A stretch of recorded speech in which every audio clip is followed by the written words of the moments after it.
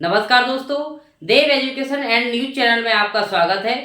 जैसे कि आपको पता होगा कि पिछले हम इंग्लिश ग्रामर की बेसिक क्लासेस पढ़ते आ रहे हैं, जिसमें हमने अल्फाबेट से शुरू किया था, वोवल कॉन्सोनेंट से शुरू किया था। क्योंकि हम बेसिक क्लियर कर रहे हैं, समस्या ये होती है कि हम 9th 10th और 11th 12th में आ जाते हैं तो बेसिक को नहीं पढ़ते हैं और आगे जो टॉपिक होते हैं उनको हम पढ़ते हैं, तो हमें समझने में काफ़ी समस्या आती है। जिस बच्चे ने जैसे 1 से लेकर 8 तक बिल्कुल इंग्लिश नहीं पढ़ी तो उसको 9th 10th में बिल्कुल समस्या आने वाली है, क्योंकि उसका बेसिक कमजोर होता है। तो जिसने 1 से 8 तक या 9-10 में नहीं पढ़ी है तो आप बेसिक से पढ़ सकते हैं और वीडियो को देख सकते हैं। तो बेसिक से आप पढ़ने के लिए हमारे चैनल पर जुड़े। जो हमने अभी तक बेसिक जो वीडियो क्लासेस कंप्लीट किए हैं उनका इस वीडियो में रिवीजन करेंगे। सबसे बड़ी समस्या ये होती है कि हम पढ़ तो लेते हैं लेकिन उस कोई टॉपिक का रिवीजन नहीं करते। यदि रिवीजन नहीं करते तो आप भूल जाते हैं, चाहे आप कोई हिंदी पढ़ें, इंग्लिश पढ़ें या केमिस्ट्री फिजिक्स जो भी पढ़ें, सब जो भी विषय पढ़ते हैं आप रिवीजन करते रहिए। रिवीजन करने से क्या होता है कि हम जो भी पार्ट उसका भूल जाते हैं वो अपना कवर हो जाता है। तो सबसे ज़्यादा आप याद तो करते हैं, सभी पढ़ते हैं, लेकिन हम सबसे बड़ी गलती ये कर जाते हैं कि उनको रिवीजन पर ध्यान नहीं देते। तो हमें पढ़ने के बाद 2-4 दिन में कभी हमें आपको टाइम मिले, आप रिवीजन करते रहा करें, कोई समस्या नहीं आई। तो हमने वीडियो कवर की है, क्लासेस कवर की हैं बेसिक की, वो हम इस पे रिवीजन करेंगे। जैसे कि हमने शुरुआत में क्या पढ़ा था, अल्फाबेट यानी कि वर्णमाला। तो वर्णमाला हमने रिवीजन होना चाहिए कि वर्णमाला में क्या पढ़ा था उस दिन, तो वो हमें याद होता है। जैसे वर्णमाला होती है, क्या होती है, वर्णमाला होती है। अब वर्णमाला में कितने लेटर्स होते हैं इंग्लिश में वो भी हमें याद होना चाहिए। तो नॉर्मल सी बात है, बेसिकली है। ये तो एलकेजी यूकेजी में पढ़ते हैं, हम एबीसीडी पढ़ते हैं। तो कितने लेटर होते हैं, 26 होते हैं। हाउ मेनी, 26 होते हैं। कितने, देयर आर, बोल सकते हैं यहाँ पर कि there are 26 letter in English language and English alphabet बोल सकते हैं। तो जैसे बात करें कि कितने लेटर्स होते हैं इंग्लिश में, तो 26 होते हैं। नॉर्मल सी बात है, क्योंकि हम बेसिक से पढ़ रहे हैं इसलिए एबीसीडी से ही पढ़ना ही शुरू करें। नहीं, वैसे तो ये है कि क्लास 12th 10th में हमें एबीसी पढ़ने की जरूरत नहीं होती, लेकिन हमें ये पता होना चाहिए कि कितने लेटर्स होते हैं, कितने अल्फाबेट होते हैं। जब बेसिक से पढ़ रहे हैं तो क्यों ना हम एबीसीडी से पढ़ना शुरू कर दें।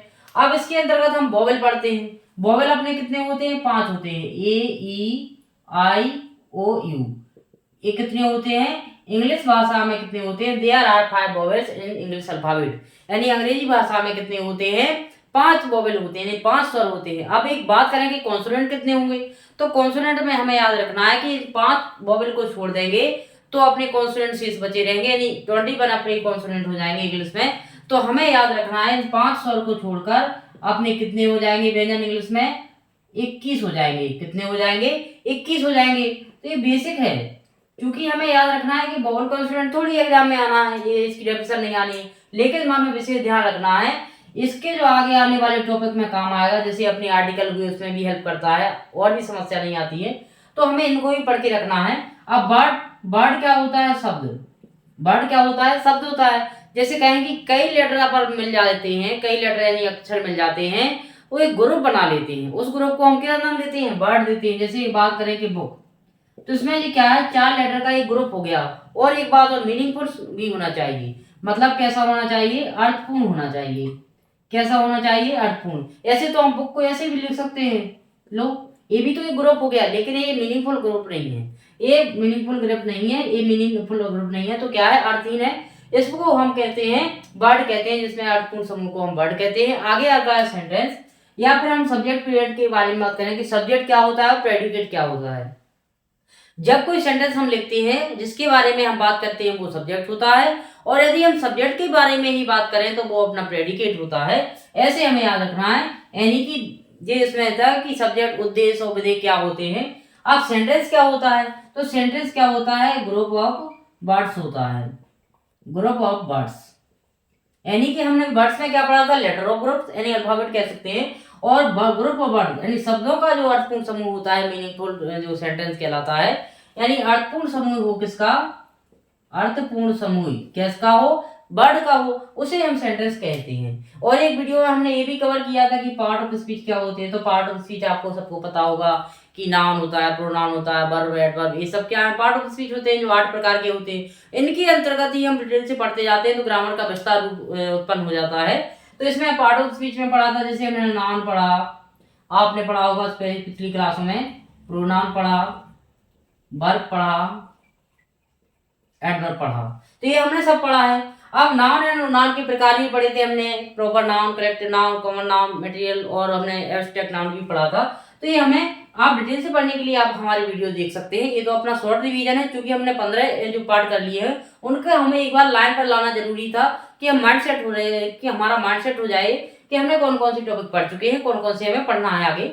आगे दिया इसमें एस एन पी एन पढ़े हमने कि एस लगाकर हम बहुवचन बनाते हैं, ई एस लगाकर बहुवचन बनाते हैं, भी एस लगाकर भी बहुवचन बनाते हैं, किसी में स्वर बदलते हैं, डबल स्वर होते हैं, कुछ एक समान होते हैं, कुछ बहुवचन में एस प्रयोग होते हैं। आप पूरा वीडियो देखने के लिए आप देख सकते हैं, तो एस एन पी एन का भी क्लियर कर सकते हैं, क्योंकि ये रिवीजन वर्क है। क्या है, एस एन भी बोलते हैं इनको और पी एन बोलते हैं। अब जेंडर भी पढ़े हमने, लिंग प्रकार के होते हैं, मेस्कुलिन, फेमिनिन, कॉमन, न्यूट्रल, ये हमने पढ़े हैं। तो आप उनको भी देख सकते हैं विशेष रूप से, जिसमें क्या होता है, ई डबल एस जोड़ते हैं या फिर कोई शब्द ही चेंज कर देते हैं तो ये जेंडर बन जाते हैं। केस हमने कल भी पढ़ा था, नॉमिनेटिव केस होता है, ऑब्जेक्टिव होता है, पॉजिटिव होता है, ये वाले केस पढ़े हमने। तो आप इन टॉपिकों को आप डिटेल से पढ़ना चाहते हैं तो इन वीडियो को आप देख सकते हैं, सिस्टमेटिक देख सकते हैं। यदि आपको कोई समस्या आती है तो हमसे कमेंट कर सकते हैं, आप उसका सोल्यूशन ले सकते हैं। और आपने यदि 1 से 8 तक या 9 10 में नहीं पढ़ा है तो आप हमसे जुड़ सकते हैं और बेसिक से पढ़ सकते हैं, कोई समस्या नहीं। आपने नहीं पढ़ पाया किसी कारणवश, आप हमसे जुड़ें और वीडियो देखें। अगर वीडियो आप 2-3 बार देखें, यदि नहीं आता है आपको समझ में, तो आप कमेंट करके भी आपसे हमसे सवाल कर सकते हैं, उसका समाधान करेंगे। तो बिल्कुल भी आप बेसिक से पढ़ें, बेसिक पढ़ेंगे आपको इंग्लिश में कभी समस्या नहीं आएगी। इसी प्रकार आप फुल वीडियो देखेंगे तो आपको ये समझ में आएगा, क्योंकि हमने क्या है, 15 टॉपिक कवर कर लिए थे, कुछ टॉपिक तो उनका हमें रिवीजन करना बहुत जरूरी था, इसलिए इस वीडियो में हमने रिवीजन करवाया है। यदि आपको हमारी वीडियो अच्छे लगते हैं तो आप कमेंट भी करें और शेयर करें और चैनल को सब्सक्राइब करें। बहुत बहुत धन्यवाद।